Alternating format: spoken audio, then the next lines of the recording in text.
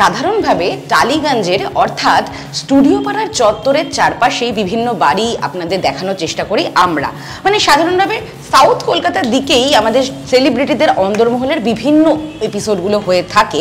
তবে আজকে এমন একজন অভিনেতার বাড়িতে পৌঁছে গেছি এবং যার অন্দরমহলের খোঁজে আমরা এসেছি, তার সঙ্গে কথায় কথা বাড়ে, অর্থাৎ তাকে আপনারা আপাতত নিয়মিত স্টার জলসার কথা ধারাবাহিকে দেখছেন।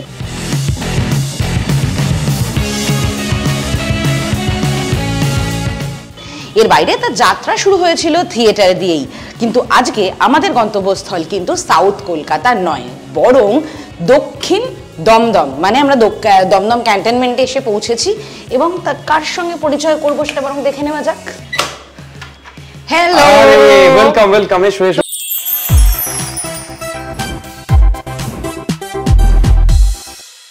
তোমার ইন্ট্রোডাকশনে বলছিলাম এমন একজন অভিনেতার বাড়িতে এসেছি যার সঙ্গে আপাতত কথায় কথা বাড়ে।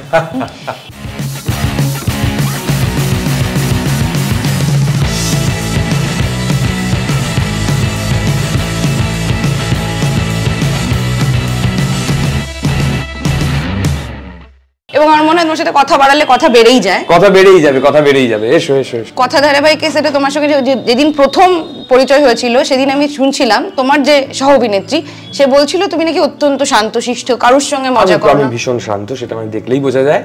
আরেকজনের মুখ সেটা হয়েছে না, এসে খুন হয়ে গেছিলে, অনেকক্ষণ ধরে হাসি চাপার চেষ্টা করছিলে। কেন আমার চেষ্টা করছি এটা কি হচ্ছে, মানে বলছে হ্যাঁ মানে কি বলছে, আমি তাকিয়ে রয়েছি যে আচ্ছা এটা বলছে শুনছি। কেন এটা তো মানে বিরোধিতার কোনো জায়গাই নেই। আমি ভীষণ শান্ত, সত্যি শান্ত, আমি ছোটবেলা থেকে শান্ত। কথা নাকি একদম কম বলে? আমি ভীষণ কথা কম বলি, প্রয়োজনের বাইরে বলিই না, যতটুকু প্রয়োজন ততটুকু বলি। একটা প্রবাদ আছে যে শান্তশিষ্ট বিশিষ্ট। হ্যাঁ, আর সেটা আচ্ছা, এই ফ্ল্যাটটা মানে এটাই কি তোমাদের প্রথম বাড়ি নাকি কিভাবে? না না না না, আমাদের প্রথম বাড়ি বলতে আমি আমার ছোটবেলাটা কেটেছে একদমই নর্থ কলকাতায়।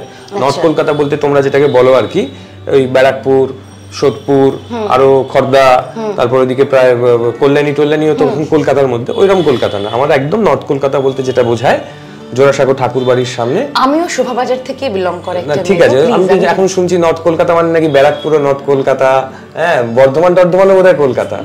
তো যাই হোক, আমার হচ্ছে একদম প্রপার নর্থ কলকাতা বলতে যা বোঝায় জোড়াসাঁকো ঠাকুর বাড়ি, একটা বিখ্যাত জায়গা। সেই জায়গায় আমার জন্ম, আমার বেড়ে ওঠা, আমার স্কুল কলেজ সব ওখানে। তারপর সমস্ত ল্যাটা যখন চুকে গেছে তারপর এখানে আপাতত এখানেই আছি। মানে স্কুল আর কলেজটা কোথায় ছিল? আমি পড়তাম মেট্রোপলিটন ইনস্টিটিউশন, মানে যেটা বিদ্যাসাগরের স্কুল, ওনার তৈরি করা। তো সেই স্কুলেই আমি পড়েছি, আমার বাবা পড়েছেন, আমার মা পড়েছেন, আমার দিদি পড়েছে। আর তার যে কলেজ বিদ্যাসাগর কলেজ, ওই একই স্কুল একই কলেজ, সেইখানে 15টা বছর কাটিয়ে। তোমার এত হাসি! হ্যাঁ, মানে পারিবারিক স্কুল, তোমাদের কংগ্রেসের মতন একটা স্কুল।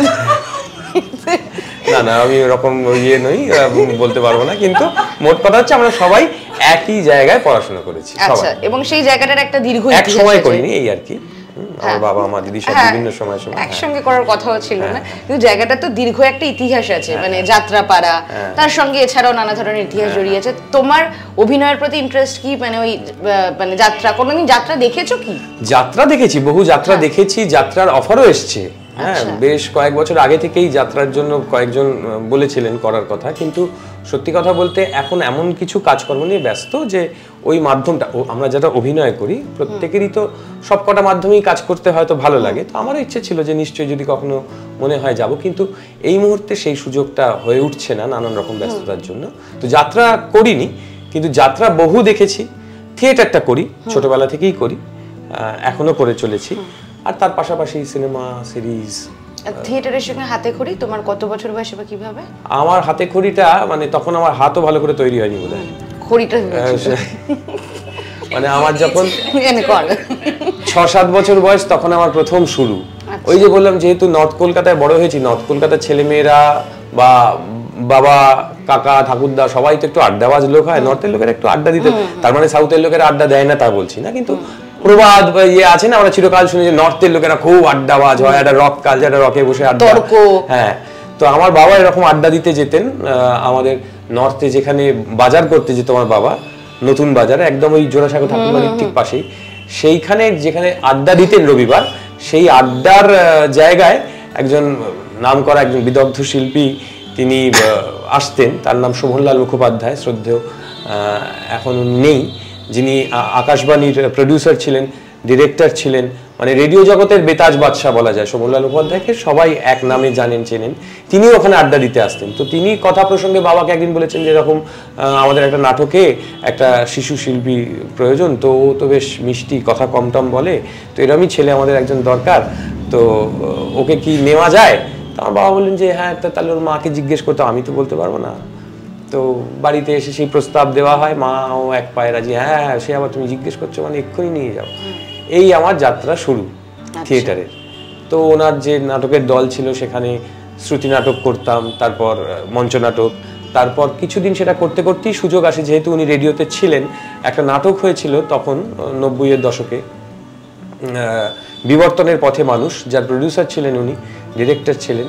তো সেই নাটকটা করতে গিয়ে সেখানে একটা অল্প বেশি ছেলের প্রয়োজন ছিল, তো উনি আমার কথা বলেছিলেন। তো আমার সৌভাগ্য যে আমাকে তখন অডিশনও দিতে হয়নি, যেহেতু ওনার ওখানে করতাম আর পছন্দ করতেন উনি আমায়, তো সেই জায়গা থেকে বলেছিলেন যে ঠিক আছে, ওকে দিয়ে হয়ে যাবে।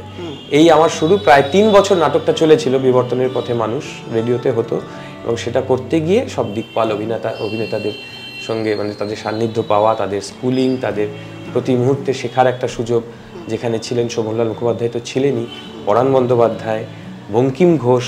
আমার সৌভাগ্য যে আমি বঙ্কিম ঘোষের সঙ্গে দীর্ঘ বছর কাজ করেছি। জ্ঞানেশ জেঠু ছিলেন, তারপরে গৌরীশঙ্কর পান্ডা ছিলেন, প্রণতি ঠাকুর ছিলেন। তো এই নিয়ে আমার যাত্রা শুরু, রেডিও করতে শুরু করলাম। তারপরে বেশ কিছু বছর করার পর শোভন জেঠু ট্রান্সফার হয়ে গেলেন বাইরে, আর কোনো কারণবশত ওনার শারীরিক অসুস্থতার জন্য উনি মারা যান।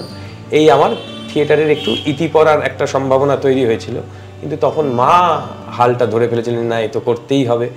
তখন পরাণ জেঠুর সাথে আলাপ হয়ে গিয়েছে অলরেডি, তো ওনার কাছে নিয়ে যাওয়া হয় যে এরকম, তাহলে ওর তো কী করা যায়, মানে নইলে তো বন্ধ হয়ে যাবে থিয়েটারটা। তো সেই পরাণ জেঠু, তারপর ওনার সাথে যোগাযোগ, ওনার দলে অভিনয় করার সুযোগ, সেই তবে থেকে নিয়ে আজ পর্যন্ত প্রায় অনেকগুলো বছর, অনেকগুলো দশক বলা যায়, মানে 3টে দশক পেরিয়ে গেছে আমি ওনার সাথেই আছি এখনো। আমাদের দলের নাম শ্রুতিরঙ্গন, সেখানে এখনো অভিনয় করে চলেছে, আর পাশাপাশি এই সিনেমা, সিরিয়াল, এসব তো রয়েছে। বেশ, আমি একটা জিনিস দেখছিলাম যে বুধি, যখন সিদ্ধার্থ খুব সিরিয়াসলি কোনো কথা বলে, নর্মাল কথা বললে তোমার একটা রিয়াকশন থাকে, যখন খুব অনেকক্ষণ ধরে সিরিয়াস কথা বলে তখন তোমার একটা অন্য ধরনের রিয়াকশন হয়ে যায়। কেন এটা আশা করো না, মানে কি করে বলছে? আমি কিন্তু মারাত্মক সিরিয়াস, আমি প্রচন্ড সিরিয়াস।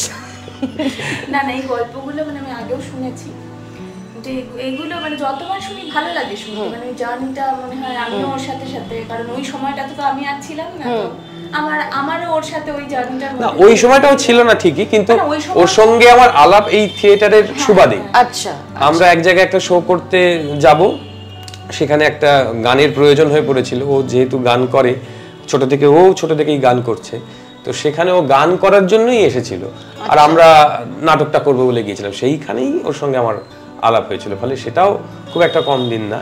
হ্যাঁ, মানে আমার আলাপটা অনেক দিন, মানে নাটকের সাথে আমার গানের কোনো সম্পর্ক ছিল না, মানে নাটকের মধ্যে গানটা ছিল না, গানটা ছিল আগে, আর ওদের দলের এক দিদি সে আমার গানে পারফর্ম করছিল, মানে আমি গাইছিলাম, সে নাচছিল। তো সেটা রিহার্সালে, এবার ওদের নাটকের রিহার্সালও হয়, আমিও যাই, তো সেখান থেকে আলাপের শুরু। সেই আলাপের শুরুটায় যাবো, কিন্তু আমার বাড়ির শুধুমাত্র এই জায়গাটা শুনতে না, আমি বলছি আমি ওদিকটা একটু যেতাম, সেটা ফ্রিজে অনেকগুলো ফ্রিজ ম্যাগনেট আছে, এগুলো কি বিভিন্ন জায়গাকার কালেকশন, বিভিন্ন জায়গা, কোনোটা নেপাল, কোনোটা দার্জিলিং, হ্যাঁ এইরকম আর কি, কিন্তু ম্যাক্সিমামটাই পাহাড়ের।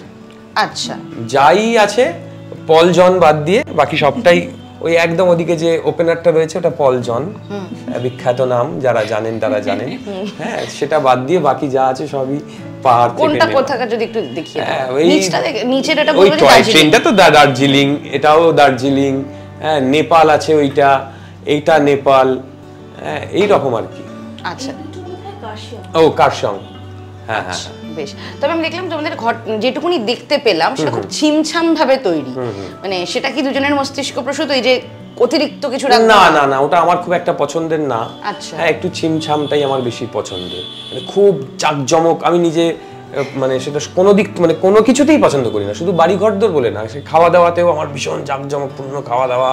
আমার মানে একটু বেশ সাদামাটা ভাত, হ্যাঁ, ডাল, পোস্ত বাটা বা মাছ মাংস, হ্যাঁ মানে আমার সেটা অনেক বেশি পছন্দের, অনেক বেশি শান্তি। জিজ্ঞেস করেছিলাম তখন আমাদের সম্পর্ক চলছে যে এরকম কি খাবার যেটা তোকে রোজ দিলে তুই খাবি, মানে ফেভারিট ফুড মানে আমরা জাঙ্ক চলে যাই, বিরিয়ানি চলে যাই, হ্যাঁ চাইনিজ, আমি ওটা জিজ্ঞেস করছি না, মানে যেটা তুই রোজ খাবি মানে ডালে ভাতে আর কি। হ্যাঁ আমাকে বলে শুক্তো, তো সত্যি ও শুক্তো খেতে মানে ও সবজি খেতে খুব ভালোবাসে। ফলে আমার বাড়িটা অনেকটাই শুক্তোর মতোই, বেশ পাঁচ মিশেলি সবই আছে, কিন্তু যেটা যতটুকু না হলে নয়। পশ্চিমবঙ্গ সবুজ, তুমিও সবুজ, ঠিকই আছে। আবার তুমি আমি বলছি ওই দিকটাও সবুজ, হ্যাঁ মানে আমার বাড়িতে তুমি যেটা পাবে, কোনো জানলা দরজা খুব একটা বিশেষ খুলতে পারবে না, কারণ সমস্তটাই গাছগাছালিতে ভর্তি। একটা গল্প আছে আমাদের, মানে ওর সাথে যেদিন আমার প্রথম ফোনে কথা হয়, ও আমাকে ফোনে বারান্দা দেখাতে নিয়ে গেছে, বারান্দাটা ঘোরাচ্ছে, প্যান করছে বলছে দাঁড়া ঘুমতে দে বলে, আমি সেই সময় গুনেছিলাম 53টা গাছ ছিল, এখন তারও বেশি আছে। আর যে কটা তুমি যতগুলো জানলা দেখতে পাবে, সে রান্নাঘরের জানলা থেকে আরম্ভ করে যে কোনো জানলা, সব জানলা বারান্দা ভর্তি গাছ। রান্নাঘরের পাশেই মনে দাঁড়িয়েছে, একবার দেখাবে? হ্যাঁ, সে তুমি গাছ দেখতেই পারো, হ্যাঁ, কিন্তু বিষয়টা যেটা হচ্ছে এই সবটাই আমার মায়ের আমার খুব গাছের শখ, তো সেখানে প্রচুর সুন্দর সুন্দর ফুল ফোটে, মানে এমন না যে জাস্ট এমনিই রয়েছে, প্রচুর সুন্দর মানে অদ্ভুত রঙের জবা, আচ্ছা ডালিম গাছও রয়েছে, মানে আমি একদিন বুঝতে পারিনি, কারণ আমি ডালিম দেখতাম না, ফুল হয়েছে। এখানেও ভর্তি গাছ রয়েছে, বিভিন্ন রকমের গাছ রয়েছে। অসাধারণ। তো বিয়ের পরে তুমি যখন এখানে এসেছো, তখন তোমাকে তো ওদের জন্য মানে গাছপালার জন্য আলাদা করে একটা মোটামুটি মেন্টাল ট্রেনিং হয়ে গেছিল নাকি? হ্যাঁ, মানে আমি জানতাম যে ওখানে গাছের একটা পর্ব আছে। অসাধারণ। আচ্ছা, এই দিক থেকে যদি গাছের থেকে আমরা যদি একটু শোকেসের দিকে আসি, দেখতে পাচ্ছি নানা ধরনের স্মৃতি বিচরিত এই জায়গাটা। হ্যাঁ হ্যাঁ হ্যাঁ হ্যাঁ, ওই যে বললাম শুক্তো, এটা অনেকটা ওই শুক্তোর মতোই, মানে এখানে ঠাকুর দেবতা থেকে আরম্ভ করে আমাদের এখানে ঠাকুররা কিন্তু আমাদের মতোই বাস করে।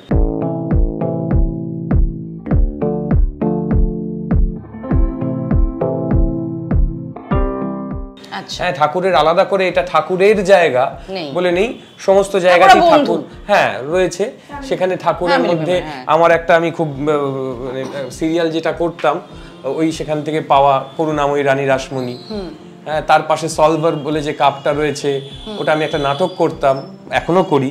এই গত 1 তারিখেই শো ছিল, 1 আগস্ট, তো সেই সলভারের তো সব রকম সব মেলানো মেশানো রয়েছে আর। তবে পরিষ্কার পরিচ্ছন্ন, তার উপরে ওইখানে যে থিয়েটার করতে গিয়েছিলাম সেখান থেকে কিছু রয়েছে, এই সব মিলিয়ে মিশিয়ে।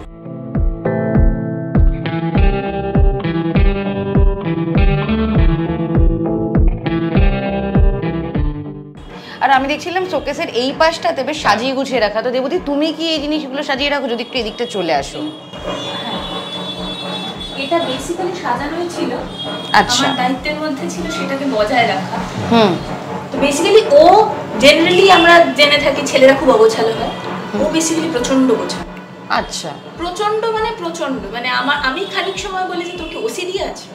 না বাজে না, কিছু সময় বলে গুছিয়ে রাখতে ভালোবাসি না, কিন্তু ও অ্যাকচুয়ালি প্রচন্ড গোছানো, প্রচন্ড মানে পিচপিচে পরিষ্কার পরিচ্ছন্ন, যেটা আমার জন্য খুব সুবিধাজনক। 3টেই প দিয়ে বললো, কিন্তু যেটা প দিয়ে আসল যায় পরিপাটি। হ্যাঁ, পরিপাটি, ওই পরিপাটি একটু বলতে পারবে। সত্যি পরিপাটি, মানে ওই বিছানার চাদরটা একদম টান টান থাকতে হবে, মানে কিছু সময় এটা নিয়ে ঝামেলাও হয়, আবার কিছু সময় মানে সত্যি মানে এটাই একটা শান্তি যে জিনিসপত্র, আমার এক্সট্রা কোনো কাজ হয় না, মানে ও মানে বাইরে থেকে এসে জামাটা হ্যাঙ্গারেই থাকবে, মানে পরিপাটি। আর বাইরের যে ব্যাপারটা দেখায় যে সবসময় লাফাচ্ছে ঝাপাচ্ছে, ওটা পরিপাটি, তো ওটা একদমই নয়। আচ্ছা, এই ছবিটা আমি শুনছিলাম, এই ছবিটা তো মানে এটা বইমেলা থেকে নেওয়া। বইমেলাতে যে সমস্ত আর্ট কলেজের স্টুডেন্টরা যারা এখনো হয়তো অনেকেই হয় না যে স্টল নিতে পারেনি, তারা হয়তো মাঠেই ওই দেখবে বইমেলার গ্রাউন্ডে বসে ছবি আঁকে। তো আমার সেটা একটা অন্য সেন্টিমেন্টের জায়গা থেকে, যে যেহেতু আমারও শুরুটা এইভাবেই, হ্যাঁ, তো আমার ভালো লাগে যে মানে এইভাবে যারা জার্নি করছে, তারপর হয়তো দেখা যাবে যে আমি যবে ছবিটা কিনেছি তবে থেকে নিয়ে আজকে যতগুলো বছর হয়ে গেছে তার এখন একটা বিশাল নাম ডাক পসার হয়েছে, দারুণ ছবি আছে, কিন্তু সেই দিনটা তো সেই সময় তার একদম তো তখন আমি খুবই আরেকটা ন্যাক আছে, মানে এইটার ভিতর আরেকটা ইমোশন কাজ করবে ডেফিনেটলি, আমি জানি না এটা জানি কিনা, ও নিজে খুব ভালো ছবি আঁকে। মানে খুব ভালো, এটা মানে আমার বর বলে বলছি না, কিন্তু অ্যাকচুয়ালি খুব ভালো ছবি আঁকে, খুব ভালো।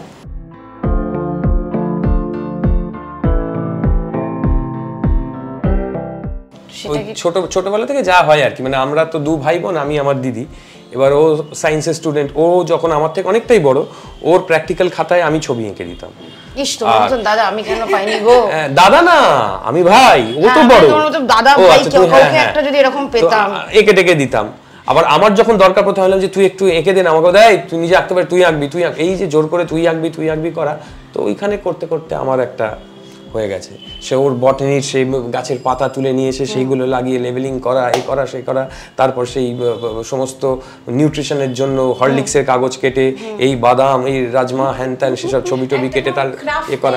আমার ঘরে একটা আছে, সেটা মানে আমি বলবো না যে ওর জন্য সেটা খুব মানে সেমি ফিনিশড ব্যাপারটা, যে ও এত মানে খুঁতখুঁতে এত নিখুঁত করতে চায়, তো আছে, আমি সেটা দেখাবো। একটা ক্লে নিয়ে এসেছিল, ওটা একদম ফার্স্ট টাইম ট্রাই ছিল, আমি জানিও না যে কি করে করে না করে, এমনি জাস্ট একটা ট্রাই ছিল, তো ওটা কিন্তু আমার ওগুলো ভালো লাগে, মানে ওর একটা ক্রাফট করতে ওর মানে পছন্দ। অসাধারণ। তোমার মতন যদি ওকে আমি ক্লাস 9-10 দাদা ভাই হিসেবে পেতাম, আমি ব্যাঙের রেচন্দ্র, আমি তো ওই হেনলির লুকটা যখন আঁকতে দিত কি একটা জট। শোনো, একমাত্র তুমি কেসি নাগ বাদ দিয়ে আমাকে বাকি যা কিছু করতে বলবে আমি ছোট বড় যা হোক চেষ্টা করব করার। একমাত্র কেসি নাগ সংক্রান্ত কিছু প্রশ্ন বা কোনো কিছু করতেও আমায় বলবে না, আমাকে ভাবতেও বলবে না। মনে হয় না কেসি নাগের অঙ্ক যদি মানে অঙ্কগুলো প্রসঙ্গটাই তুলো না, জীবন খুব জটিল, ব্যাংক মাদকটা কোনোদিন বুঝতে পারতো না। হ্যাঁ, ক্লাস 8টা শেষ করার জন্য, মানে আমি যারা কেসি নাগের ভক্ত বা যারা অঙ্কে অনেক দূর পৌঁছেছেন, এখনো পৌঁছেছেন, তাদের প্রতি শ্রদ্ধা ভালোবাসা নিয়ে। সবকটা চৌবাচ্চায় কি করে গত থাকবে? কেন থাকবে? আমি থাকবে কেন হবে? আর সবচেয়ে বড় কথা, ওনার অর্ধেক অঙ্ক যেগুলোতে থাকতো, হঠাৎ করে একটা অঙ্ক 22টা গরু আর 13টা ছাগলের একত্রে মূল্য 23,718 টাকা, তাহলে একটা গরু একটা ছাগলের দাম কত? আমার পক্ষে সম্ভব? এটা ক্লাস 8 এর ছেলের পক্ষে এটা সম্ভব? 22টা গরু 13টা ছাগলের দাম, আমি গরু আমার কত মূল্য নিজে। সেও ঠিক ছিল, তাও ঠিক ছিল। হঠাৎ একটা অঙ্ক উনি বার করলেন যাতে কোনো ডিজিট নেই, কোনো নাম্বার নেই, নাম্বারও আমি ঠিক করব, তা প্রশ্নও আমার, উত্তরও আমার। হঠাৎ করে একটা প্রশ্ন করলেন উনি যে কত টাকা সুদে মূলে কত বছরে দ্বিগুণ হবে? কোনো নাম্বার নেই। কত টাকা কত বছরে কত এতে সুদে মূলে দ্বিগুণ হবে? এই আমার পক্ষে সম্ভব? ওই একমাত্র কেসি নাগ বাদ দিয়ে তুমি পৃথিবীর যা কিছু আছে জিজ্ঞেস করো, এইটা বলো না। জীবন বড় ডিফেক্টিভ গো, আর জীবনের সঙ্গে ওনার সঙ্গে তাল মেলাতে গিয়ে আমরা ডিটেকটিভ হয়ে উঠেছিলাম সেই সময়। আচ্ছা, ওদিকে আঁকাটা যদি একটু বলার, আমি বললাম যে এটা তো বিখ্যাত ছবি। হ্যাঁ, ওয়ার্ম লাইট আমার পুরোটাই ওয়ার্ম লাইট, মানে আমার বাড়ির পছন্দের। আর এটা খুব বিখ্যাত ছবি, মানে জায়গাটা তো বিখ্যাত, মানে সবাই জানো, ওই হাওড়া ব্রিজ থেকে শুরু করে একদম ওই দিকটা, মানে যেটা এদিক এপারটা হাওড়া স্টেশন, আর ওটা বড় বাজারের দিকটা ওই স্ট্যান্ড রোড থেকে আরম্ভ করে পুরো যে জায়গাটা, সেটা তো একটা নস্টালজিয়া। আমার ছোটবেলা, আমার বাড়িটা একদম, যদি আমি বলি, এই হাওড়া ব্রিজের যে জায়গাটা দেখতে পাচ্ছ, ঠিক এর 2-4টে বাড়ি হয়তো পেছন দিকেই বাড়ি ছিল। আচ্ছা, হ্যাঁ, মানে যেটাকে পোস্তা বলে, ঠিক ওই দিকটা, তার সামনেই তো জোড়াসাঁকো ঠাকুর বাড়ি, ওই জায়গাটা। তো আমার ছোটবেলাটা এইসব জায়গায় কেটেছে, সেটা একটা অন্য নস্টালজিয়া। কিন্তু এই ছবিটার সবচেয়ে বড় বিষয় যেটা, এটা রথীন মিত্রের আঁকা। উনি এটার উপরেই তো ওনার বিশেষত্বটা তো ছিল, এই ধরনের ছবি রটরিং পেন দিয়ে উনি ছবি আঁকতেন। এই রটরিং দিয়ে আমিও আমার অনেক ছবি এঁকেছি, এখনো টুকটাক করি। ওনার মতো হয় না, কিন্তু চেষ্টা করি। তো এই আঁকাটার উপর আমার একটা অদ্ভুত টান আছে, ভালোবাসা আছে, আর এই জায়গাটার প্রতি তো আছে। আর তোমার পেছনেই যে ঘরটা, সেটা শুনছিলাম দেবুদির কাছে এটা একটা ইতিহাস আছে, মানে তুমি একটা দায়িত্ব নিয়ে করিয়েছিলে। দেবুদি, একটু চলে আসছো যদি। কোন ইতিহাসটা? যেটা তুমি দায়িত্ব নিয়ে করিয়েছিলে, যে এটা মানে একটা ঘর, মানে দুটো ঘরকে তুমি একটা ঘর করিয়েছো। হ্যাঁ, এটা আমি বলেছিলাম এটা না করতে, তাহলে ঘরটাও ছোট হয়ে যাবে, আর মানে ওই মানে করতে হয় বলে দুটো ঘর করার ওটা দরকার নেই। আমাদের 4 জন প্রাণী, শুধু এই ঘরটা বলে না, মানে এই গোটা বিষয়টাই ও, মানে মিস্ত্রি কাজ করছে, ও সকাল থেকে এসে মিস্ত্রিদের সাথে, হ্যাঁ, মানে সবটাই এখানে করা। এইটার ক্ষেত্রে শোনা, মানে আরেকটা বাড়ির ক্ষেত্রে নিজের চোখে দেখা, মানে সে মিস্ত্রি খাট বানাচ্ছে, ওর সামনে আছে, মানে ওই জন্য। হ্যাঁ, ওটাতে আমাদের যাওয়া হয়নি, নিশ্চয়ই যাব। আমার বাবা এখন ওখানেই আছেন নিউ টাউনে, ওটা মোটামুটি রেডি হয়ে গেছে, বাবা এখন ওখানেই আছেন। তো এইটা যখন আমরা এসেছিলাম এই পুরো যা কিছু সব এখানে মিস্ত্রি বসে একদম বানিয়ে কাজ করেছিল। আর ইচ্ছা করে মানে এটা কি ওয়াকিং স্পেসটা দেবে বলে? হ্যাঁ হ্যাঁ হ্যাঁ, একটু যাতে খোলামেলা থাকে জায়গাটা। হ্যাঁ, যেহেতু খুব তো মেম্বার আমাদের প্রচুর না, যে অনেকজন আছে, অনেকগুলো ঘর না হলে অসুবিধা হবে, স্পেসটা তোমরা রাখতে চেয়েছিলে। আর যদি ইন্টেরিয়রের কথাটা বলি, মানে সেক্ষেত্রে আমি দেখছিলাম যে যতখানি স্থান যতখানি ছোট করা যায় স্পেসটা করা যায়, সেই জন্যই কি মানে এতগুলো ওয়ার্ড্রোবের ব্যবস্থা। হ্যাঁ হ্যাঁ হ্যাঁ হ্যাঁ, এটা যেমন একটা 100 স্কয়ার ফিটের ওয়ার্ড্রোব, এই পুরোটা 100 স্কয়ার ফিট 10x10, যেখানে এখন ফ্ল্যাটে ঘর হয় 10x10 এর। তো সেইটা আমার মনে হয়েছিল যে ওই ছবিটা আমার আঁকার কথা বলছিল, কিন্তু অনেক ছোটবেলায় ক্লাস ওই 7-8 পড়ি বোধহয় তখন, শালটা ওখানে আছে, ফলে বোঝাই যাচ্ছে ঢাকা পড়ে গেছে। ওটা তো মোবাইলে আছে। তো ওই আর কি, আর কিছু মেডেল আছে দেখছিলাম ছোট ছোট কাগজ করে রাখে, ওগুলো সব আমার মায়ের কৃতিত্ব।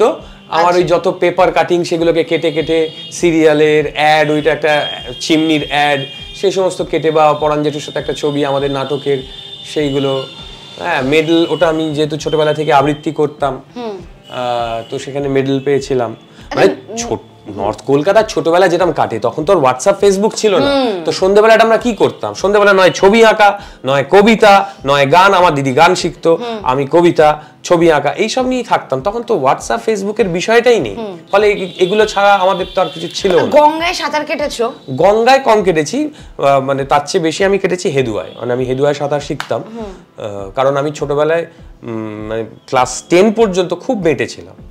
মানে আমার স্কুলে আমার অদ্ভুত ইতিহাস। হ্যাঁ, মানে বন্ধুরা আমাকে এমন এমন সব নামে ডাকতো, নাটা।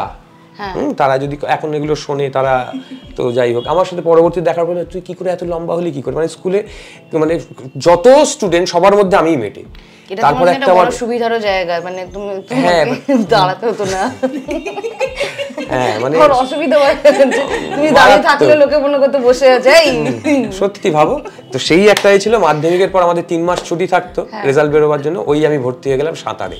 তো সেই হেদুয়ায় সাঁতার কেটেছি খুব, আর তারপর একটু যতটা পেরেছি। হেদুয়া জলের যে তুমি প্রমোশন করে দিলে না, ম্যাজিক জল, ম্যাজিক ওয়াটার, ম্যাজিক ওয়াটার। তখন তো লোকে সাঁতার কাটতো কোথায়, হেদুয়া নয় কলেজ স্কয়ার, দেশবন্ধু, এই কয়েকটা ছিল। এখন তো পাড়ায় পাড়ায় হয়ে গেছে। তুমি কোথায় চাও বলো, স্মৃতির মোড় থেকে তুমি 1 নম্বর, এর মাঝখানে অন্তত 6 জায়গায় তুমি সুইমিং পুল বর্ষাকালে রাস্তায় রাস্তায় সুইমিং পুল। তাহলে এই সিজনটা গাড়ি সাঁতার কেটে একটা টাইম ট্রাভেল করে আবার ডাঙায় ওঠে। হ্যাঁ, মানে এটা সত্যি, মানে হাসছি আমরা। এয়ারপোর্টের অবস্থা দেখেছো? বলছে ওখান থেকে নাকি জাহাজ ছাড়ছে, উড়োটা আর বলছে না, পুরোটাই জলের তলায়। তো এই যে জায়গায় জায়গায় ডক, এটা একটা দারুণ উন্নয়নের দিক। যাই হোক, আমি বলছি এখানে আরো কিছু জিনিস আছে দেখলাম, এবং সবথেকে ইন্টারেস্টিং এই পুতুলটা। হ্যাঁ, এই পুতুলটা পোর্সিলিনের। এটা দেখে যতটা মানে ভারী মনে হচ্ছে, তোমার দেখে মনে হবে সেরকম করে তুলতে হবে, এটা কিন্তু তা না, তুমি এক আঙ্গুলেও তুলতে পারবে। মানে এটা এতটাই হালকা। কেন, মানে এটা কি, মানে ওই যে পোর্সিলিনের যে আগেকারের যেটা ছিল না, খুব একদম পাতলা ফাইন, সেইটা দিয়ে তৈরি করা। আচ্ছা, তোমার দিদির ছবি এটা? না, এটা আমার দিদির মেয়ে ভাগ্নির ছবি।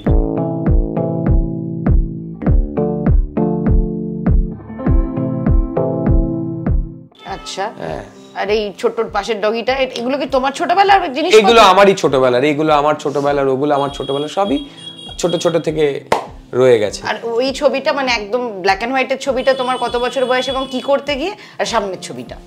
ওটা হচ্ছে আমার ক্লাস 6 এ পড়ি তখন। বউ হাসছে এরকম, আমি বলো আমি কি করব? হ্যাঁ, তুমি বুঝতে পারছো, ওটা ক্লাস না, ওটা ক্লাস 6 এর ছবি। তো তখন একটা ঘটনা ঘটেছিল বলে ছবিটা তোলা। ঘটনাটা কিছুই না, যা হয় প্রত্যেক, আসলে কি হয় তখন, ওই যে বললাম হোয়াটসঅ্যাপ ফেসবুক তো নেই। হ্যাঁ, 2-4টে হয়তো মেরে কেটে সিনেমা দেখেছি। তখন ওই রবিবারে মানে ন্যাশনাল DD1 সিনেমা হতো না রবিবার করে, তখন হয়তো 4-5টাই ছবি হয়তো দেখেছি। তার মধ্যে একটা ছবি দেখেছিলাম বাড়ি থেকে পালিয়ে। আচ্ছা, ব্যাস, আচ্ছা, গেলাম পালিয়ে। হ্যাঁ, তারপর সেই ছবিটা তোলা হয়েছিল। এটা কি আমার বের করে দেখানো উচিত অ্যাকচুয়ালি, মানে কিরকম, মানে ফুল লেন্থ পাসপোর্ট সাইজের ছবি মা, ছবিটা আমার বের করে দেখানো উচিত। গরম গোবেচার করে তো আমি ওইজন্যই বের করে দেখালাম ছবিটা, full length passport passport size, কারণ এটা মানে যদি আবার কখনো হারিয়ে যায় ওয়ান্টেড বলে দিতে হবে বলে দেওয়া হয়েছিল। এটা কোন একটা সিনেমায় ছিল যে ছোটবেলার না দিলেই হবে।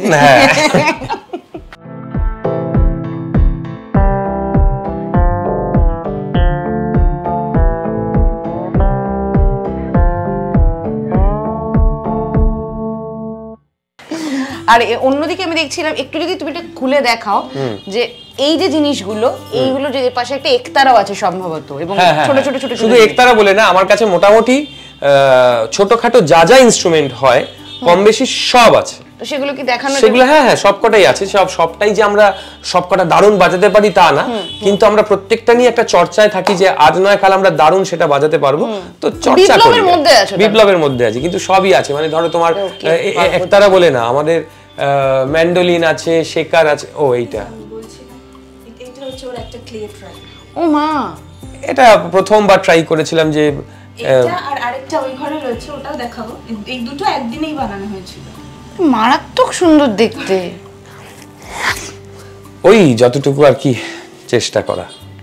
মানে এই কাজগুলো কি রবিবার দিন করো নাকি? মানে না না, কোনো রবিবার সোমবার বলে কিছু নেই। যদি হঠাৎ ইচ্ছে হলো তো সারা রাত জেগে পরের দিন হয়তো শুটিং আছে তখনও করলাম, আবার যদি কখনো ইচ্ছে না হয় তাহলে ছুটির দিন থাকলেও করলাম না, এরকম। আর ওই না, আমার কলসি আর কাকটা মনে হয় এই ঝুলনের জিনিসপত্রগুলো এখন একদম দেখা যায় না। যায় না, হ্যাঁ হ্যাঁ, খুব কম বাড়িতে আসলে হয়। হ্যাঁ হ্যাঁ হ্যাঁ হ্যাঁ।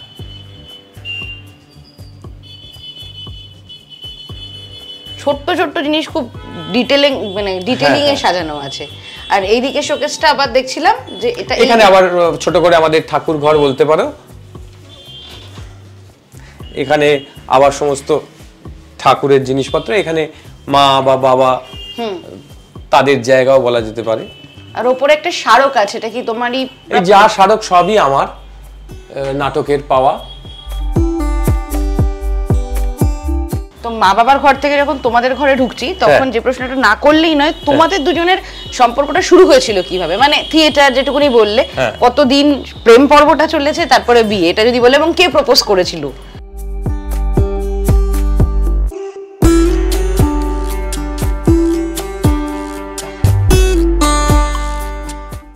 আর এরকম একটা মানুষ যদি প্রপোজ করে কিরকম ভাবে করতে পারে, কিভাবে, কি কেন? হ্যাঁ বসো বসো বসো বলছে এটা লম্বা স্টোরি, ওই জন্যই বলেছে বসো বসো।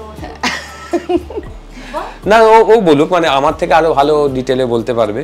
কিন্তু ওই যেটা তখন বলছিলাম আর কি, যে আমি যেখানে থিয়েটার করতাম সেখানেই একটা গানের প্রয়োজন হয়েছিল। তো সেই গানের যারা এসেছিল তার মধ্যে ও ছিল। সেইখানেই প্রথম আলাপ, সেখানেই যোগাযোগ, তারপর বাকিটা ইতিহাস। তো সম্পর্কে শুরুটা তোমাদের হয়েছিল থিয়েটার থেকে, সেটা মানলাম, কিন্তু তারপরে মানে প্রেম পর্বটা কতদিনের, বিয়েটা করা, এবং কে প্রপোজ করেছিলে? বলো, আর হ্যাঁ বলতে কে সময় নিয়েছিল? বলো বলো বলো। আমি বলছি, আমি এমনি কথা কম বলি। হ্যাঁ বলো, তুমি বলো কেমন ছিল? তার নেই, তুমি একদম কথা বলো না, তখন মনে বোঝা যায়। চলো, হ্যাঁ কি হলো তারপর? চলো, পরিচয়টা ওদের একটা শোতে, ওদের শোটা ছিল আলাদা, মানে নাটক, তার আগে পরে গান ছিল, মানে শুরুতে একটা গান, শেষে একটা গান। ওর সাথে আমার মানে বেশিক্ষণ দেখা হওয়ার কারণটা ছিল শেষের গানটাতে ওদেরই দলের এক দিদির পারফরমেন্স ছিল আমার গান, মানে আমি গাইছিলাম, সেই দিদি নাচছিল, তো তার জন্য ওয়েট করতে হতো। তো তখন থেকেই আলাপ, মানে ভালো লাগার শুরু।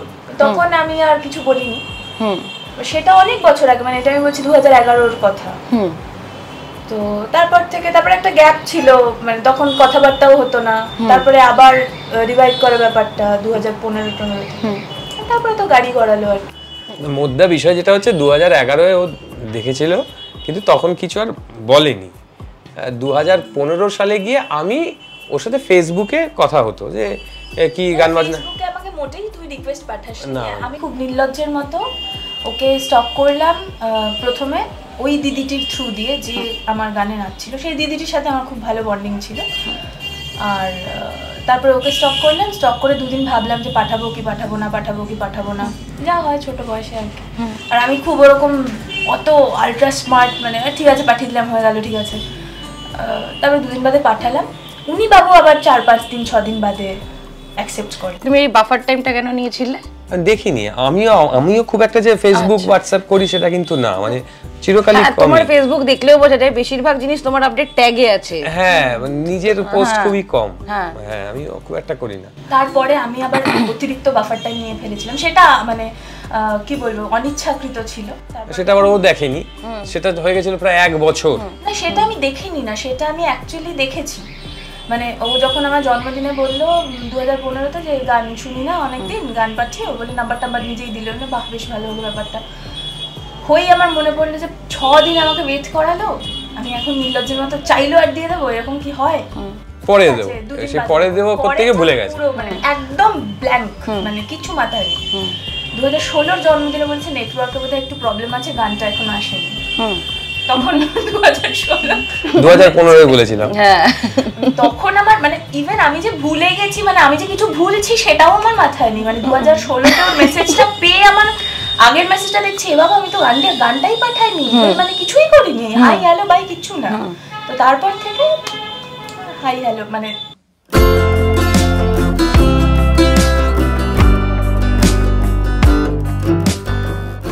ভালো মতো কথা শুনতে। মানে তোমাদের প্রেম কাহিনীটার নাম ইজিলি দেওয়া যায় দেখ কেমন লাগে, বেশিরভাগ সময় তো দেখোই না, যত না দেখা থাকে। তবে যে জিনিসটা দেখতে পেলাম দ্যাট ইজ ভেরি ইন্টারেস্টিং, ওই খেলনাগুলোর যদি একটু ঘটনা বলে। এটা খেলনা, এগুলো রুবিক্স কিউব। হ্যাঁ, আমি বলছি পাশে চরকিটাও আছে। হ্যাঁ, পাশে একটা ছোট গাড়িও আছে, পাশে ওগুলো রুবিক্স কিউব বলে, এগুলো আমি জানি। কোথায় গাড়ি আছে গো? ওই তো ওখানে একটা গাড়ি আছে। ও গাড়ি না, দেখতে পাইনি। শিল্প। হ্যাঁ। না, এগুলোর আসলে প্রত্যেকটাই নাটক সংক্রান্ত, কিন্তু মানে এই যা দেখছো নাটকের বাইরে কোনো কিচ্ছু না।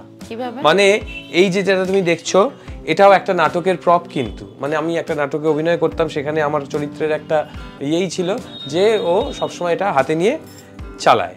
এবার সেই করতে গিয়ে আমাকে এটা এই এত বড় বয়সে গিয়ে এটাকে নিজের সাথে রাখতে হয়েছে, শিখতে হয়েছে আর খেলতে হচ্ছে আর কি। তো এটাও সেই স্বার্থে এই রুবিক্স কিউবের যে দেখছো এত, হ্যাঁ আমার একটা ইন্টারেস্ট ছিল একদম, যখন ছোট ছিলাম বাবা কিনে দিয়েছিল, সেগুলো তো আর এত সাউন্ড এরকম ছিল না বিষয়টা, তখন ছিল স্টিকার লাগানো। তো আমি পারতাম না প্রত্যেকটা স্টিকার খুলে খুলে সবগুলোকে একদিকে লাগিয়ে রাখতাম। এই গন্ডগোল করেছি ঠিকই, কিন্তু ইচ্ছেটা জন্মে গেছিল। এবার যত আস্তে আস্তে বড় হয়েছি একটা ভালো লাগা তো ছিলই, পরে গিয়ে সেটাকে আরো উস্কে দিল থিয়েটার। এখানেও আমি একটা চরিত্র বৃষ্টি ফাইনালি বলে একটা নাটক করতাম, সেই নাটকটাতে আমারই বয়সে 3টে ধাপ আছে। তো ওই 3টে ধাপকে কন্টিনিউ করে কিন্তু এই রুবিক্স কিউবটা, সেই জন্য ও সবসময় রুবিক্স কিউব মেলায় আর একটু চঞ্চল মস্তিষ্কের। তো সেইটা দেখানোর জন্য ডিরেক্টর এটাকে ইন্ট্রোডিউস করেছিল আর কি। তো সেই জন্য এই যা কিছু সবই আমার নাটকে কোথাও না কোথাও কোনো না কোনো ভাবে সাথে রয়ে গেছে। মানে বেশিরভাগ দেখলাম মাঝখানে 3টে জিনিস 3টে থেকে আলাদা, মানে শেপ ওয়াইজ বলে, মানে সেটা কোনো কারণ আছে? হ্যাঁ, প্রত্যেকটাই আলাদা, মানে প্রত্যেকটা শেপ আলাদা, প্রত্যেকটার মেলানোর ধরন আলাদা, আর প্রত্যেকটা ঠিক ততটাই কঠিন।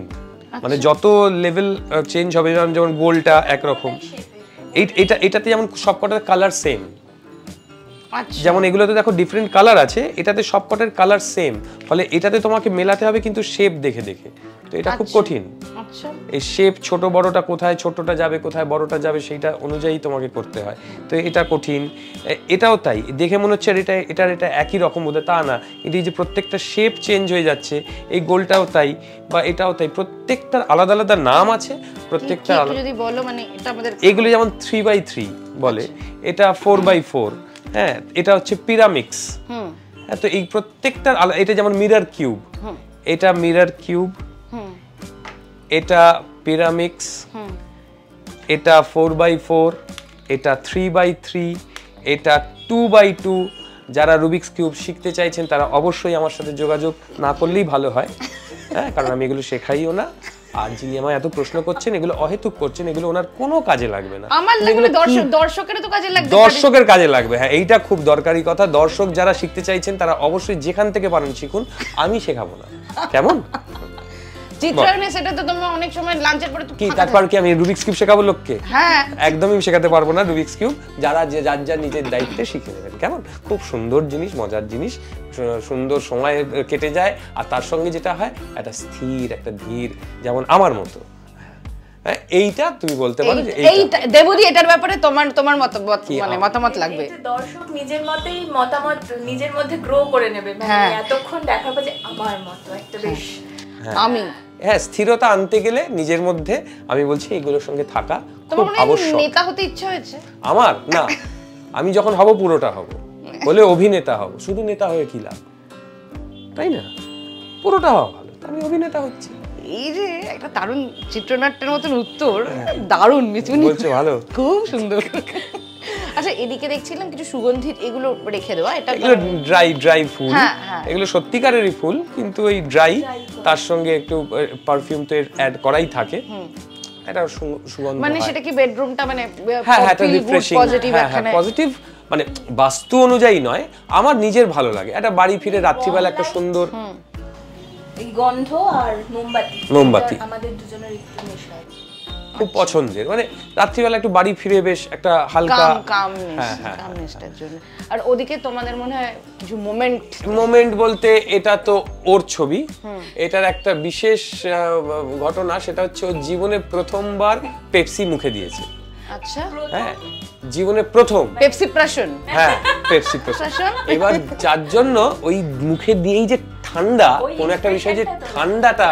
বেসিক্যালি আমার ছোটবেলায় একটা ফটোশুট হয়েছিল, মানে বাবা মা, মানে এই ক্ষেত্রে মানে বলতেই হবে, মানে আমার বাবা মা, মানে এখন আমরা ফটোশুট, প্রি ওয়েডিং, তারপরে আরো কত রকম নানা ধরনের ফটোশুট দেখি। আমার ছোটবেলায় একটা ফটোশুট হয়েছে, প্রপার ফটোশুট, ফটোগ্রাফার নিয়ে গিয়ে ভিক্টোরিয়া বিভিন্ন জামা কাপড় নিয়ে গিয়ে চেঞ্জ করিয়ে। তো এটা তার মধ্যে একটা মানে মানে মানে কি বলবো, ইচ্ছাকৃত করা হয়েছিল যে স্বতঃস্ফূর্ত রিঅ্যাকশনটা, মানে ক্যামেরাম্যান রেডি, তো আমি টেনে আমার ফার্স্ট রিঅ্যাকশন কি হয়। তো এটা হচ্ছে সেই মুহূর্ত।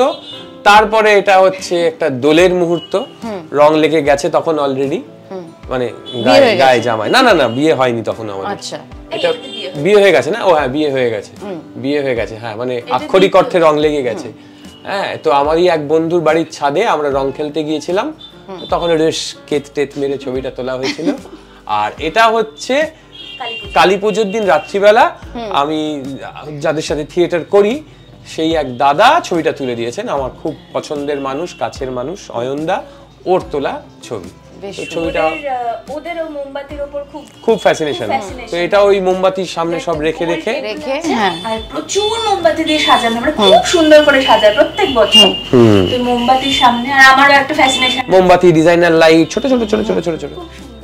আচ্ছা, তোমরাও যেহেতু পাহাড় খুব ভালোবাসো, তো আমরা মানে পাহাড়ে দেখেছি প্রচুর মনেস্ট্রি আছে, এবং মনেস্ট্রির সঙ্গে বলো, মস্কের সঙ্গে মানে মসজিদের সঙ্গে বলো, মন্দিরের সঙ্গে তো আছে, কিন্তু মন্দিরে ধরো ধূপ মোমবাতি দুটোই থাকে। এরকম সুন্দর মোমবাতির কালেকশন, মানে কালেকশন বলতে তোমরা বলছি মোমবাতি দিয়ে সাজানো সুন্দর একটা জায়গা তোমরা কোথায় দেখেছো? সেটা মনেস্ট্রি হতে পারে, মসজিদ হতে পারে, মন্দির হতে পারে।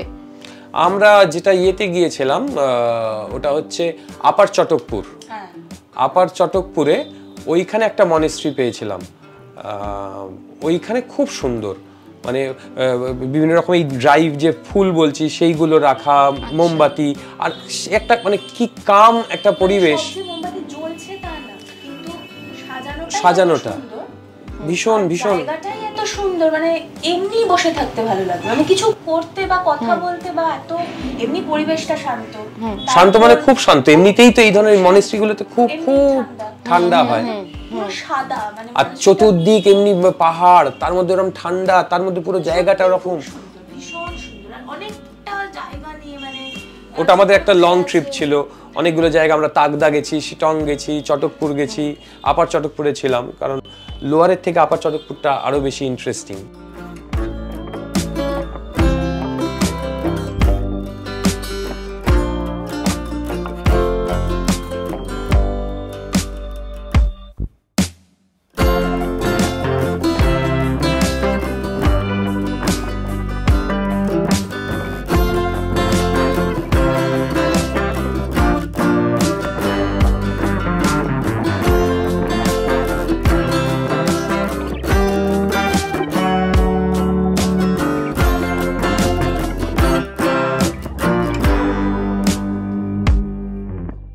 ওটা দারুণ ছিল, মানে আমাদের আমার চটকপুরের মানে স্মৃতিটাও খুব সুন্দর। মানে এটা খুব একদমই প্ল্যান্ড না, কিন্তু হয়ে গেছিল। যখন আমরা যাই সেদিন রাত্রিবেলা ওখানে কারেন্ট অফ হয়ে যায়। আচ্ছা।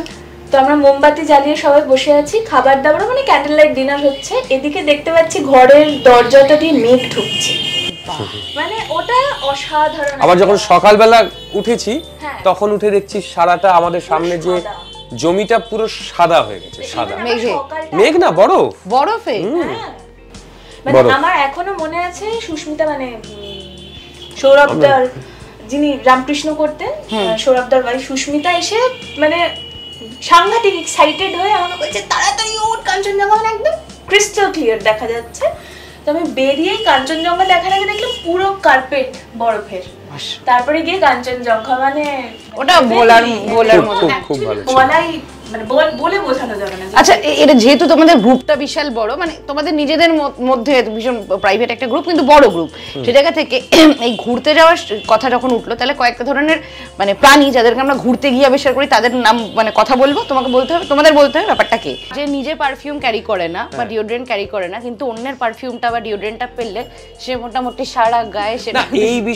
এই বিষয়টা না হয় যখন এই ব্যাচেলার মানে ছেলেরা কোথাও যাওয়া হয় তখন সব এই জবে থেকে বউ সাথে করে নিয়ে যাওয়া হচ্ছে, ততদিন আর এইটা দেখতে পাওয়া যায় না। কারণ যখনই হয়তো সে কি খুঁজছো বডি স্প্রে এই নাও বলে বউই বার করে দিয়ে দিল, মানে কারুরটা যে ছেড়ে কেউ নেবে এটা আমরা ছেলেরা গেলে তবেই হয়, নচেত ছেলেরা গেলে মানে একটু বেশি বাড়াবাড়ি হয়। মানে না ছেলেরা গেলে আমরা যেরকম বহু ট্যুর করেছি বা হয়তো শুটিং এর জন্য যেখানে হয়তো আমরা ফ্যামিলি নিয়ে যেতে পারিনি, শুধুমাত্র আমরা গেছি, সেখানে গিয়ে ভাই তোর ওটা একটু চট করে দে তো, আমারটা খুঁজে পাচ্ছি না বলে নিয়ে চলে গেলাম, ওটা নিয়ে চলে গেল সেইটা।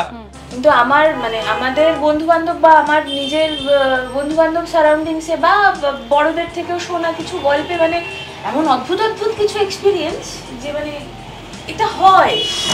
আচ্ছা, এই ক্যারেক্টারটাকে তবে না এটা আমার শেষ হয়নি, আরেকটা যেটা না বললেই নয়, যে এই যেটা তুমি বললে যে কে এরকম একজন যে নিজে বডি স্প্রে বা পারফিউম নিয়ে যাচ্ছে না অন্যটাই সেটা অবশ্যই ও সবার আগে। হ্যাঁ আমি লোকের না, আমার না হকের জন্য না, তার জন্য না। ধরো আমি বলছি, আমি দেখাচ্ছি আমার এটা আমি বলবো প্লিজ। আমার যখন ফার্স্ট আমি এই বাড়িতে আসি, প্রথম দিন আসি, এখানে একটা ওই ঘরে যেরকম একটা ওয়ার্ড্রোব রয়েছে, এখানেও একটা আলাদা রকম ওয়ার্ড্রোব ছিল। তার একটা তাক আমি খুলে দেখলাম তাকটার ঠাসা হচ্ছে পারফিউম, নট লেস দেন 100-110 পারফিউমের বটল, নট লেস দেন। এখনো আছে সেটা না, হ্যাঁ কিন্তু যেটা কিন্তু আমি প্রতিটা, যেহেতু আমার ভীষণ নেশা হচ্ছে পারফিউমের, মানে আমি এটাতেও বললাম যে আমার চারপাশে সুন্দর গন্ধ থাকবে, সেটা আমার একটা বিশাল নেশা। আমি প্রতিটা বটল তুলে দেখেছিলাম যে প্রত্যেকটাতেই পারফিউম রয়েছে।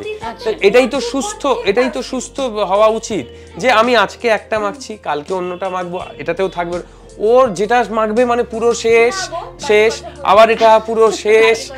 ও তো মানে চেখে দেখ, মানে এক ফোঁটা আমি কেন এক ফোঁটা ও না, মুশকিলটা তো ওইখানেই না। এটা ও যেটা বডি স্প্রে দেওয়া অভ্যেস না, আমি একদম গ্যাস বেস বডি স্প্রে তো ওই রকম ভাবে তো হয় না। তুমি বুঝবে না এই আর্টটা গো, তুমি এই আর্টটা বুঝবে না, এটা একটা ডিওনার টার্ম। ও যে আমি যখন পাউডার ইউজ করতে পারি না, সেটা আমার অ্যালার্জেটিক একটা প্রবলেম থেকে। আর আমার হ্যাবিট মানে আমি রাত্রেও পারফিউম লাগিয়েই শুই, মানে ওটা আমার স্যাটিসফ্যাকশন, মানে আমি একাও শুই ধরো, মানে ওটা নিজের ভালো লাগা। হ্যাঁ, ওটা ইজ আ মাস্ট, ওটা করতেই হবে। রাত্রিবেলা শোয়ারে সুন্দর গন্ধ বেরোবে, তো রাত্রেও পারফিউম মাখছি, হ্যাঁ মানে ভালো লাগবে তো। আর ও পাশে থাকলে তো ওর তো ভালো লাগা উচিত। না ভালো খারাপের কথা বলছি না, অবশ্যই ভালো লাগে, কিন্তু আমি বলছি যে প্রসঙ্গে আমাদের এলো যে কে নিজেরটা মানে ছাড়া শেষ করে, আরে লোকের না আমার কথা বলছি, যে নিজের ব্যাগেরটা শেষ, এখানেরটা শেষ, তারপরে আমার ব্যাগ থেকে হাতে বার করে ফাটাফাট নিন, সেইটার কথা বলছি। যে ওটা ছেড়ে দাও, ওটা ওইভাবে ধরা যাবে না। নেক্সট ক্যাটাগরি, যাকে তুমি যত শান্তশিষ্ট একটা জায়গায় নিয়ে যাও এবং মনে মনে ভাবো একটুখানি দুদিন আমি শান্তির মধ্যে থাকবো, তার এত বিদগ্ধ জ্ঞান সব ব্যাপারে, সে সেই যে কোনো জায়গায় শুধু জ্ঞান দিয়ে ওটা জ্ঞান মানে পাপই করে তুলতে পারে। সেটা অবশ্যই আমরা একসাথে একটা প্রজেক্ট করতাম রানী রাসমণি, তাতে আমাদের সবার পছন্দের অভিনেতা সৌরভ, যে যার কথা একটু আগে বলছিল রামকৃষ্ণ যে করতো, ওর মধ্যে এই গুণাগুণগুলো রয়েছে, ও সব কিছু জানে আর ওর সবটা কিন্তু নিজে দায়িত্ব নিয়ে, না সিরিয়াসলি ও কিন্তু দায়িত্ব নিয়ে, মানে হোটেল কি হবে, হ্যাঁ খাওয়া কি হবে, যাওয়া কিভাবে হবে, সমস্তটা কিন্তু ও একটা মানে ওর মধ্যে একটা অদ্ভুত রকম ম্যানেজমেন্টটা ওর মারাত্মক, যেটা ফাদারলি, মানে তুমি যদি সৌরভদের সাথে যাও কোথায় থাকবো, কিভাবে থাকবো, কিভাবে যাব, কিভাবে আসবো, এরকম এক্সপেরিয়েন্স আছে। আমরা মানে সৌরভদার আগে চলে গেছে, আমরা পরে জয়েন করছি, সেটা ওর নাটক ছিল, আমার বর্ধমানে ছিল, সেটা শেষ করে আমরা পুরুলিয়া যাচ্ছি। তো ওর মানে আমরা যখন গিয়ে পৌঁছেছি তখন প্রায় মাঝরাত, প্রায় না মানে মাঝরাতি 2-2:30 সৌরভদা বলছে লাইট দেখতে পাচ্ছিস, মানে অন্ধকার, আমরা একটা জায়গায় দাঁড়িয়ে রয়েছি, সৌরভদা নিজে বেরিয়ে এসে টর্চ নিয়ে করে, এবার যখন গেলাম তখন দেখলাম যে রুমটা দেওয়ার কথা সেটা দেয়নি, আমাদের কিছু করতে হলো না, মানে সৌরভদাই নিজে ইনিশিয়েটিভ নিয়ে অন্য জায়গায় ব্যবস্থা করা, করা সেই সমস্ত কিছু পেলাম, মানে ডিলাক্স, মানে ওই সব অ্যারেঞ্জ করা, এই ব্যাপারগুলোর মধ্যে একটা হলো, মানে শুধু সৌরভদার কানে গেছে না, আমাদের রুমটা প্রপারলি অ্যারেঞ্জড না। অসাধারণ না, তাহলে বরং এই মানুষটাকে নিয়ে মানে আরো বেশি চলতে গেলে আমি বুঝতে পারি যে এগিয়েই যাবে, কিন্তু যেদিকে এগোতে হবে সেটা হলো বইয়ের দিকটা। হ্যাঁ, এটা আমার ছোটবেলা থেকে একটা নেশা, বই পড়ার। যেহেতু এই যে বলছিলাম তোমাকে যে আমাদের তো ছোটবেলায় ফেসবুক হোয়াটসঅ্যাপ ছিল না, ফলে আমার ছোটবেলাটা অনেকেরই মতো বাটুল দি গ্রেট, টিনটিন, হাদামোদা, উপেন্দ্র কিশোর রায় চৌধুরী, ফেলুদা, এইসব। এবার বিষয় হচ্ছে আমি যখন ওই রিহার্সালে যেতাম ছোটবেলায়, তো এই হাতিবাগানে আমাদের রিহার্সাল হতো, যাওয়ার সময় একটা দোকান পড়তো যেটা সেকেন্ড হ্যান্ড বইয়ের দোকান, সেখানে পুরনো বই পাওয়া যায়, আর অত তো নতুন বই তখন কেনা সম্ভবও ছিল না, তো মা হয়তো ওর সাথে করে যেত, এবার মা হয়তো কোনো একটা বই দেখছে বা কিছু করছে, আমি সেই সময় ওখানে দাঁড়িয়ে যতটা পারতাম একটা বই ছোট পাতলা, হ্যাঁ এই হাদামোদা, বাটুল দি গ্রেট, এবার হয়তো যাওয়ার সময় হয়তো উনি বললেন যে কোনটা নেবে, এইটা বলে উনি হাতে আনা, না এটা আমার পড়া হয়ে গেছে, আরেকটা দিন, মানে ওটা আমার দেখা হয়ে গেছে, ওইটা নিলে আর আমার তো পুরো পয়সাটা লস। তো এই সেখান থেকে করতে করতে তারপর তো নিজের একটা মিনি লাইব্রেরি মোটামুটি হ্যাঁ করেছি এইখানে। তো এটা তো একটা ফার্স্ট রো, এর পেছনে আরেকটা করে রো আছে। আচ্ছা, হ্যাঁ, এটা নইলে আমি আটাতে পারতাম না আর কি, কারণ এই বইয়ের জন্য যদি একটা আলাদা ঘর করা যেত সবচেয়ে ভালো হতো, সেটা তো সম্ভব এখনো অবধি করে উঠতে পারিনি, কিন্তু এই জন্য যতটা পেরেছি। হ্যাঁ, আর এই যে বইগুলো, এই সমস্ত বই আমার একটা মানে সেইভাবেই সাজানো আর কি বিষয়গুলো, এই সমস্ত বই কিন্তু ম্যাক্সিমামই পরাণ জেঠু আমাকে বিয়েতে দিয়েছিলেন, বাহ, যাতে এই শেক্সপিয়ার সমগ্র, মানিক বন্দ্যোপাধ্যায়, উৎপল দত্তের গদ্য সংগ্রহ, এই সমস্ত ওনার দেওয়া বিয়েতে, যে এই বইগুলো পড়ার জন্য, তো সেইগুলো একটা কালেকশন রয়েছে। আর আমার নিজের একটু এখনের লেখা পড়ি, এখনের যারা লিখছে, সরঞ্জিত খুব ভালো লেখে, বিনোদ ঘোষাল খুব ভালো লেখে, জোনাকিদের বাড়ি পড়েছো? হ্যাঁ, বা আরেকটু আগের যদি বলি স্বপ্নময় চক্রবর্তী, এখনো পড়ছিলাম, স্বপ্নময় চক্রবর্তীর কিছু বই তো অসাধারণ, কিন্তু তবুও আমার একটু পুরোনো দিনের বই বেশি পছন্দের, মানে এখনো রবীন্দ্রনাথ, শরৎচন্দ্র, মানিক বন্দ্যোপাধ্যায়, বিভূতিভূষণ, তারাশঙ্কর, এগুলো পড়তে আমার বেশি ভালো লাগে, বা তার সাথে যা হাসি মজার যে গল্পগুলো রয়েছে, তোমার সাথে একদিন কথা হচ্ছিল আমার, যে শিবরাম বলো বা রমানাথ রায় বলো বা তারাপদ বলো, সেগুলো এখনের থেকে আমার ওগুলো অনেক বেশি ভালো লাগে, আমার ভালো লাগে। তার মানে এখনগুলো খারাপ বলছি না, এখন খুব ভালো, মানে যদি তোমাকে যদি প্রচেত গুপ্ত, হ্যাঁ এইটা হ্যাঁ গল্প বলাটা, হ্যাঁ গল্প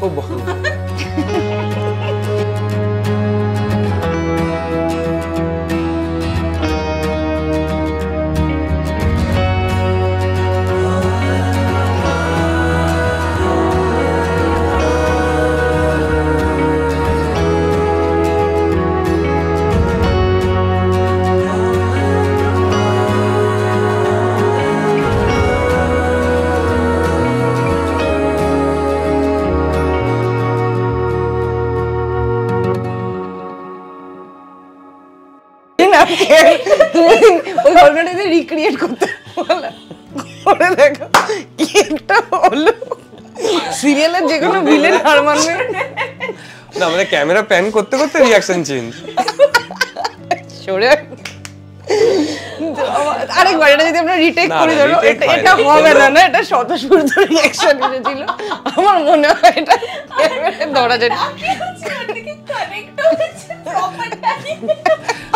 যাই হোক, তো যে প্রসঙ্গে ছিলাম, তো সেই আর কি বইগুলো আমার এরকম একটা ভালো লাগার জায়গা থেকেই, সব রকমের বই পড়তেই আমার ভালো লাগে, যে এরকম কোনো বিশেষ যে আমার এইটা বেশি ভালো লাগে তা না, সব রকম বই পড়তেই ভালো লাগে। বেশ, তাহলে এবার অনেক আছে না যারা খুব ডিটেকটিভ পড়তে ভালোবাসে, আমার হ্যাঁ এই ক্লাসিকটা একটু বেশি ভালো লাগে, বিশেষ করে অভিনয় অনেক সুবিধা হয়। আচ্ছা, যারা পড়তে ভালোবাসে তাদের দেখবে আরো একখানা জিনিস হয়, ধরো ঝালমুড়ি খেতে খেতে হঠাৎ করে দেখলো ঠোঙাইগুলো ইন্টারেস্টিং পেয়েছে, ওটাও তারা পড়ে নেয় পরে। ঠিক, একদম ঠিক। আমি যেমন রবিবাসরীয়তে যে গল্পগুলো বেরোয়, কি ভালো ভালো গল্প থাকে, সেগুলো তো পাবো না, সে কোন কালে গিয়ে সংকলন কেউ কিছু করবে তবে গিয়ে, তো সেইগুলো আমি পড়তে খুব ভালোবাসি, মানে রবিবাসরীয় গল্পগুলো আমার পড়তে খুব ভালো। হ্যাঁ, বা ওই ঠোঙা থেকেও হয়, কিন্তু পেপারও মানে আমি এটা নিজেই দেখেছি, মানে কিছু ঠোঙা সেটা নট নেসেসারিলি যে চপই হতে হবে না, না, মানে যেটা দেখে হঠাৎ করে চোখে লাগলো, কিন্তু ইদানিং সেটা কমে গেছে, কারণ এখন তো পেপারেও না ঠোঙা আছে, ঠোঙা অনেক ঠোঙা আছে, বাবা ঠোঙা নিয়ে একদিন গল্প বলবো তোকে। কিন্তু বিষয় যেটা হচ্ছে ঠোঙা নিয়ে তোকে গল্প বলবে, ঠোঙায় এখন যেটা হয়ে গেছে যে ইদানিং তুমি যদি দেখো নিউজে এমন এমন খবর বেরোচ্ছে, সেগুলো আর পড়ার মতো কিছু থাকে না। হ্যাঁ, মানে সেই চুরি, সেই ডাকাতি, সেই রাহাজানি, সেই ধর্ষণ, সেই ভরাডুবি হয়েছে, সেই ডুবে গেছে, এই কিন্তু খুব রেয়ার তুমি এখন একটা ঠোঙা খুলে বসলে একটা দারুণ পড়ার মতো কিছু পেলাম, সেইটা এখন ইদানিং বড্ড আমার মনে হয় যে এখন আর ঠোঙায় কিছু পাওয়া যাচ্ছে না। ঠোঙা এখন ফাঁকা, কিন্তু তোমাদের অ্যাকোয়ারিয়াম তো ফাঁকা নয়। না, অ্যাকোয়ারিয়াম ফাঁকা না, অ্যাকোয়ারিয়ামও আমার বহুদিনে, সে ছোটবেলার আমার এটা একটা সাথী বলতে পারো, ছোট্টবেলা থেকে সেই বোল দিয়ে শুরু করেছিলাম, ছোট বোল থেকে তারপর সেটা আস্তে আস্তে বড় হয়েছে, বড় হতে হতে জায়গা অনুযায়ী নিজের মতো করে শেপ পেয়েছে, এখন এই ছোট্ট করে রয়েছে। এটা আগে টেরেরিয়াম ছিল, এখন একটু এই কাজের চাপের জন্য বেশি সময়টা দিতে পারছি না, যার জন্য এখন এটাতে একটু মাছ টাছ বেশি আছে। আগে এটাতে প্রচুর গাছ ছিল, এখন গাছটা কমে একটু মাছ কয়েকটা রয়েছে আর কি। এই পুরো মানে গাছের এবং মাছের দায়িত্বে কে থাকে? তুমি পুরোটাই, অসাধারণ। পরিষ্কার মানে ওই যে প্রথমেই বললাম ও কিছু বিষয় নিয়ে খুঁতুতে, হ্যাঁ, না সব কিছু না, এই পরিপাটি এইটুকুই, আর কিছু না। তবে ওই কোনো বাস্তু বা ঘরে রাখলে এরকম না, আমার নিজের ভালো লাগা থেকে করেছে এবং সেটাই সমস্যার সাথে কানেক্ট করেছে। জিনিস যেটা অ্যাকোয়ারিয়ামের আরো একটা জিনিস ভালো লাগা, সেটা হচ্ছে সেটা ওরও ভালো লাগা আর আমারও ভালো লাগার, ওই যে জলটা পড়ে না একটা টিটি করে আওয়াজ হয়, ওটা বড্ড ভালো লাগে যখন পুরো সাইলেন্ট। হ্যাঁ, রাত্রি যারা পাহাড় ভালোবাসে না তারা তো নদীর ওটা পেয়ে গেছে, ওই আওয়াজটা খুব সুন্দর, মানে বেশ ভালো লাগে। আচ্ছা, গল্পের বইয়ের থেকেও বড় ইম্পর্টেন্ট যে কারণে এখানে আসা, মানে যে কারণটার জন্য এই ঘরে প্রবেশ, সেটা হলো তোমাদের ইনস্ট্রুমেন্ট গুলো, মিউজিক ইনস্ট্রুমেন্ট। হ্যাঁ, একটা তো হচ্ছে এই হারমোনিয়াম, দেখতেই পাচ্ছ, যেটা ওর মানে সঙ্গী সর্বক্ষণের, এবং এটা নাকি একটা দারুণ হিস্ট্রি আছে। হ্যাঁ, এটার একটা হিস্ট্রি আছে, সেটা হচ্ছে এই হারমোনিয়ামটাও কিন্তু আমরা বিয়েতে পেয়েছি, ওকে বিয়েতে পরাণ জেঠু বিয়েতে দিয়েছেন, মানে এটা একটা সত্যি অনেক বড় পাওনা উপহার, কারণ এত ইনোভেটিভ। বিয়েতে এমন কিছু পাওয়া যায়, কেউ ভাবতে পারে যে বিয়েতে আমি এটা দেব, সেটা বোধহয় মানে একজন শিল্পীর পক্ষেই সম্ভব, ওই মানের শিল্পী, ওই রকম মানুষ ব্যক্তিত্বের কাছেই সম্ভব। মানে উনি যখন আমাকে বিয়ের দিন এসে বললেন কথাটা, আমি হাঁ করে তাকিয়েছিলাম। এই গিফটটা পাওয়ার মানে কিভাবে, মানে এটা তো নিয়ে আসা, ক্যারি করাতে একটা কঠিন জিনিস। হ্যাঁ, কঠিন, মানে উনি যখন বিয়ে বাড়িতে এলেন, প্রথমে তো নিচ থেকে আমাকে ফোন করলেন যে এরকম কয়েকজনকে পাঠা, তো আমি জানি না যে কিসের জন্য বলছেন, আমি ভালো মতো যে উনি আসবে, হ্যাঁ আমি যাচ্ছি, না আরো কয়েকজনকে পাঠা। এবার তারপর আমি বেশ কয়েকজনকে নিয়ে নিচে গিয়ে দেখছি যে গাড়ি থেকে এক এক করে বেরোচ্ছে হারমোনিয়াম, তারপর এই পুরো বইয়ের সেট, মানে প্রায় 30 বই হবে সমগ্র মিলিয়ে, মানিক বন্দ্যোপাধ্যায় সমগ্রই অতগুলো খণ্ড, উৎপল দত্তের সমগ্র, তারপরে আরো অন্যান্য রয়েছে, শেক্সপিয়ার সমগ্র, সমস্ত বই এইসব নিয়ে একটা আলাদা করে টেবিল পাতা হলো, নইলে এত জিনিস রাখা হবে কোথায়। সমস্ত বিয়ে বাড়িতে লোকজন দেখলাম সব সরে টরে যাচ্ছে, হ্যাঁ একটা ব্যস্ত জিনিস এসছে, একটা হুলস্থুল কাণ্ড, কিন্তু সেই রকম মানে উদযাপন করার মতোই জিনিস আমরা পেয়েছিলাম, আর যেটা সারা জীবনের মানে একটা বড় পাওনা সারা জীবনের। এবং সবথেকে মুহূর্তটাই আমার মনে হয় যে তোমরা বিয়েতে খুব কাছের মানুষ, কাছের লোককে সোনা দানা গয়না এসব দেয় ঠিক, কিন্তু স্কেল চেঞ্জার হারমোনিয়াম বা এই বইয়ের এইগুলো একটা বড় প্রাপ্তি। হ্যাঁ, এই ইনস্ট্রুমেন্ট বলতে সবকটা ইনস্ট্রুমেন্ট যে আমরা বাজাতে পারি তা না, কিন্তু ইনস্ট্রুমেন্টগুলো নেওয়ার কারণ হচ্ছে যে বা যারা বাজাতে পারে তারা যখন এখানে আড্ডা দিতে আসবে, এমন যেন না হয় যে এ বাবা এটা নেই, এটা থাকলে বেশ একটু বাজানো যেত, একটু জমে বেশ, সেটা যেন না হয়। যে যেটা বাজাতে পারে নিয়ে একদম বসে পড়বে আর জম্পেশ করে আড্ডা হবে। তো এখানে দেখতে পাচ্ছ ডুবকি রয়েছে।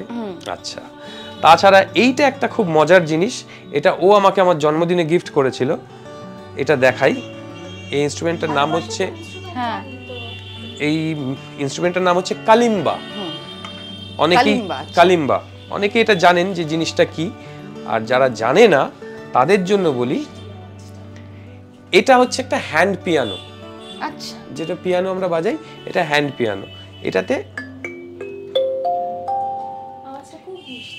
এবার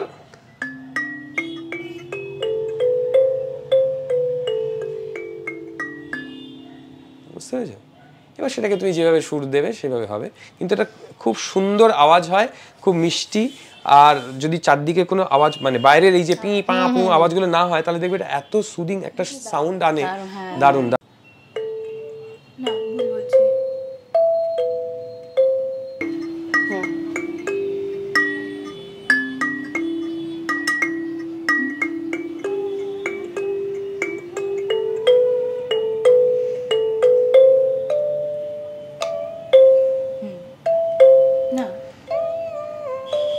বাজা দেখি।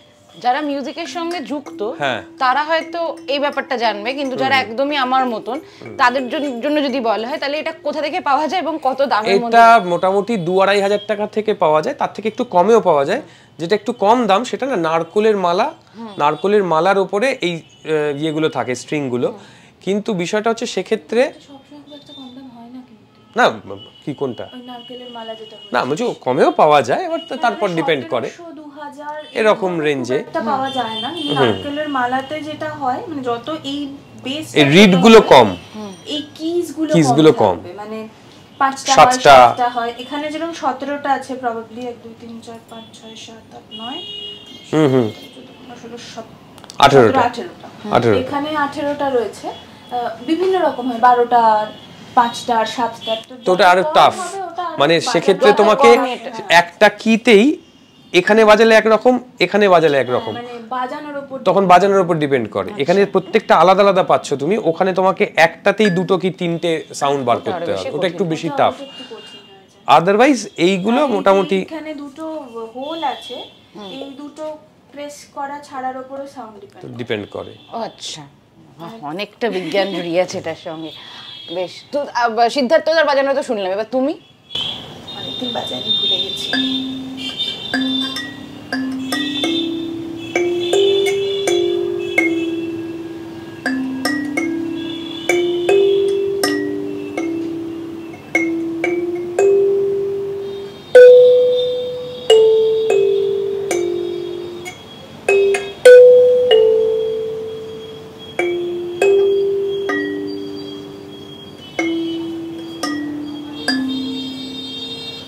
এই মোটামুটি বিষয়টা এরকম, ওই কয়েকবার না বাজালে আবার ইয়ে হবে না।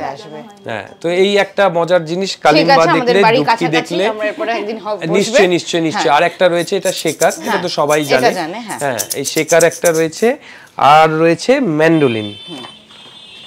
ম্যান্ডোলিনটাও নতুন করে তো পরিচয় করাবার কিছু নেই, এটাও মোটামুটি দিলওয়ালে দুলহানিয়া লে যায়েঙ্গে বা তারও আগে থেকে লোকে জেনে এসছে যে এটা কি, কিন্তু এটাও টিউনিংটা করা নেই। হ্যাঁ, এটা যদি আমি আগে জানতাম যে তোমরা এগুলো দেখবে বা কিছু,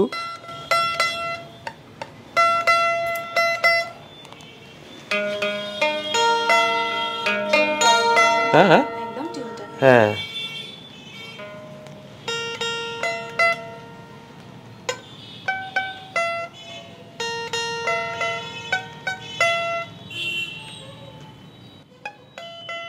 টিউন না করলে হবে না, এটা টিউন করতে হবে।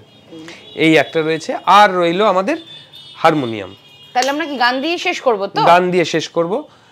তাহলে আমরা প্রথমে ওর একটা গান শুনে নিই, শুনে নিয়ে তারপর না হয় আমরা একটা দুজন মিলে একসাথে গাইবো।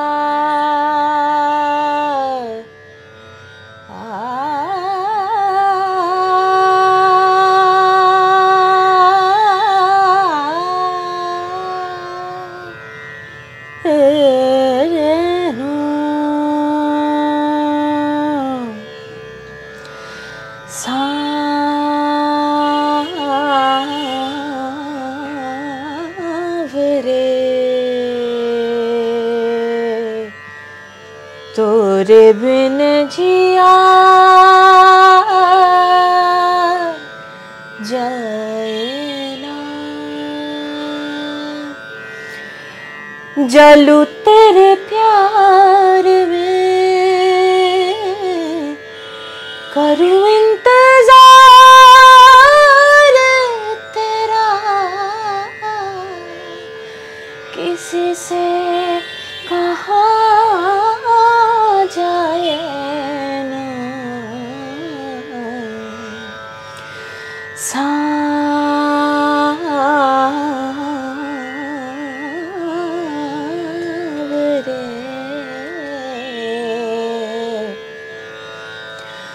तोरे बिन जिया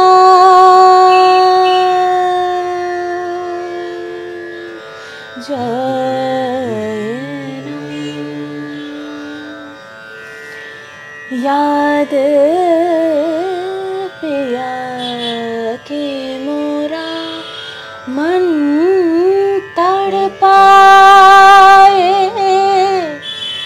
सारी रहना नींद ना आए, याद पिया के मोरा मन तड़पाए, सारी रहना नींद से हारे, बिरहा के मारे देखो रैन तिहारे, बिरहा के मारे देखो रैन तिहारे, दो नैनों के दीप जलाए, जलू तेरे प्यार में, करूँ इंतजार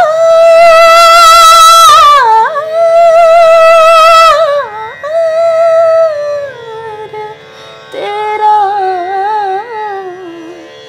किसी से कहा जाए ना, सावरे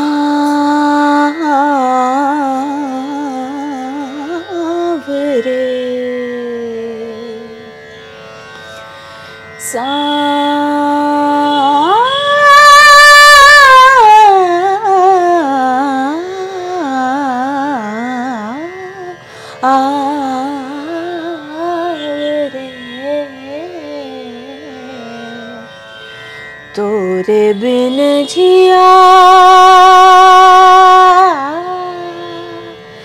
जाए ना,